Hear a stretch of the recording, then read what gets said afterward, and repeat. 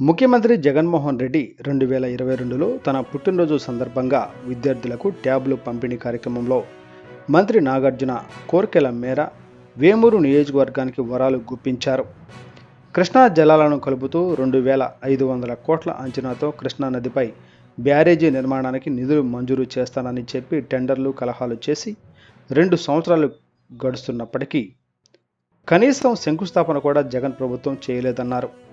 YCP మాటల ప్రభుత్వం తప్ప చేతల ప్రభుత్వం కాదని సాయిబాబా అన్నారు.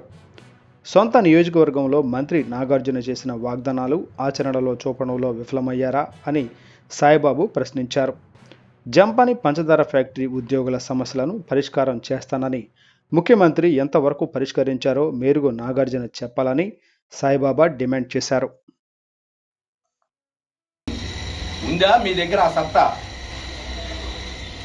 కాబట్టి ఏదైనా ప్రతిపక్ష పాత్ర అనేది ప్రభుత్వం చేసేటటువంటి విధానాల్లో లోపాలున్నా లేదు అధికార పార్టీ చేసేటటువంటి వైఫల్యాల్ని ఎత్తి చూపించే బాధ్యత ప్రతిపక్షంగా మేము పోషిస్తాం.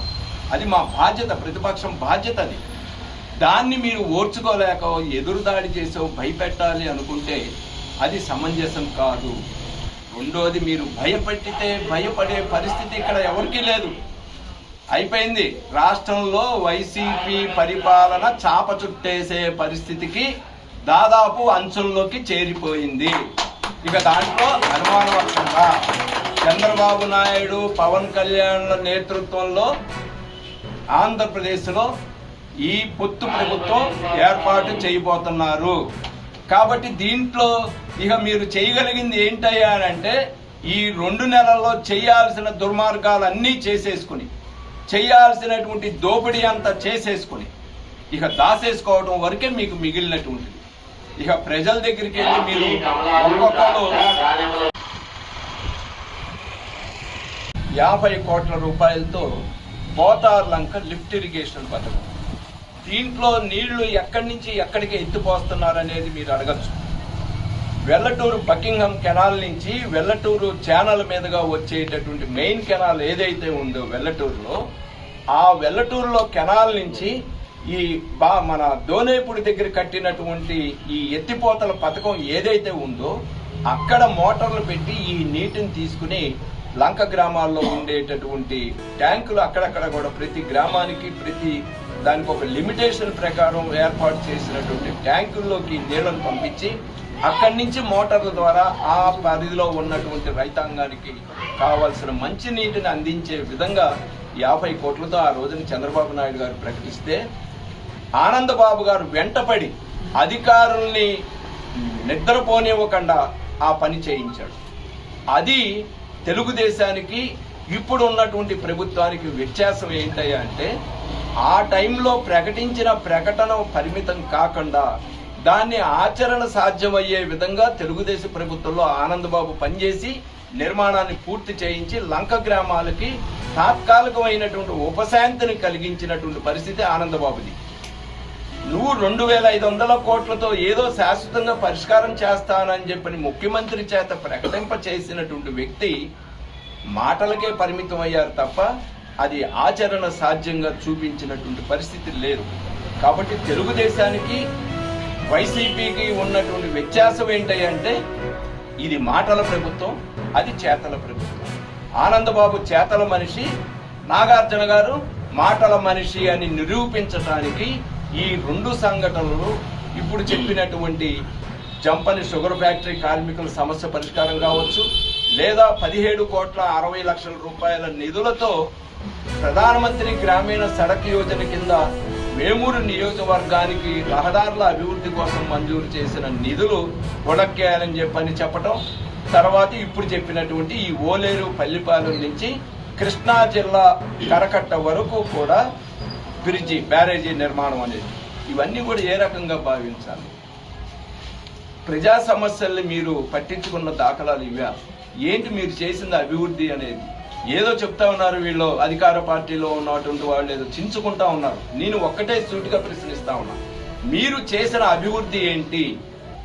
లేదు ఈ నియోజకవర్గంలో మంత్రిగా శాసనసభ్యుడిగా ఉన్నటువంటి వ్యక్తి తన యొక్క హోదాని, తన యొక్క బాధ్యతకి కట్టుబడి ప్రభుత్వం ఇచ్చేటటువంటి సంక్షేమ కార్యక్రమాలు కాకుండా అదనంగా మీ ప్రత్యేకమైనటువంటి శ్రద్ధ, చొరవతో మీరు ఈ నియోజకవర్గానికి తీసుకొచ్చినటువంటి అభివృద్ధి పనులు ఏదైనా ఉన్నాయా?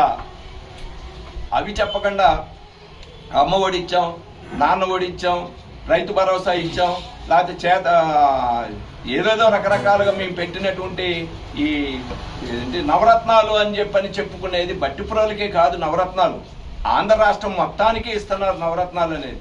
ఈ బట్టిపురాలకి మీరు చేసింది లేదు, ఈ వేమూరు నియోజకవర్గానికి మీరు చేసింది ప్రత్యేకమైనటువంటిది ఏమిటి అని డే 1 నుంచి మేము ప్రశ్నిస్తానే ఉన్నాం.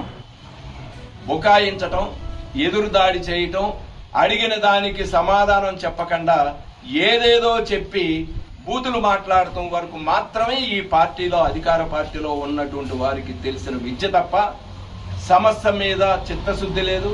మేము పోరుబాట ద్వారా 5-6 సమస్యలు, ప్రధానమైనటువంటి సమస్యల్ని బట్టిప్రోలు తెలుగుదేశం పార్టీ తరఫున ప్రశ్నించాం. ఏ ఒక్క సమస్యకైనా సమాధానం మీరు చెప్పగలిగారా? పరిష్కారం చూపించగలిగారా? దాని మీద కరెక్ట్ గా ఏదైనా సమాధానం చెప్పగలిగే పరిస్థితి మీ దగ్గర ఉందా? కాబట్టి ఈ నియోజకవర్గ ప్రజలు, ముఖ్యంగా భట్టిప్రోలు, కొల్లూరు మండలాల్లో ఉన్నటువంటి లంక గ్రామాల రైతులు, ప్రజలు ఆలోచన చేయండి. ఇప్పటికైనా మోసం చేసేదెవరు? ప్రజల కోసం మంచి పరిపాలనతో ప్రజా సమస్యలను పరిష్కరించేటటువంటి వ్యక్తులు, పార్టీలు ఎవరు అనేటటువంటిది గ్రహించండి. రేపు రాబోయేటటువంటి ఏళ్ల టర్మ్లో నాగార్జున గారు కాదు కదా, జగన్మోహన్ రెడ్డి కూడా ఈ 2 నెలల్లో మాయ మంత్రాలు పెట్టినా బ్యారేజీ నిర్మాణం చెయ్యలేడు. కాబట్టి ఇలాంటి వాళ్ళకి మాట ఇచ్చి మడమ తప్పి మీరందరినీ ఆశ పెట్టి ఈ నాగార్జున గారు లంక గ్రామాల్లో ఊదర కొట్టడం మూలాన ఆ రైతులందరూ పాలాభిషేకాలు చేశారు. జగన్మోహన్ రెడ్డి విగ్రహాలు పెట్టి, పటాలు పెట్టి పాలాభిషేకాలు చేశారు. మా సమస్యని తీర్చడానికి వచ్చిన అపర భగీరథుడు జగన్మోహన్ రెడ్డి అని చెప్పి లంక గ్రామాల రైతులందరూ ఇష్టారీతిగా పొగిడారు. ఇవాళ వాళ్ళందరికీ ఏం సమాధానం చెప్తారనేటటువంటిది ఈ సందర్భంగా నేను ప్రశ్నిస్తున్నా.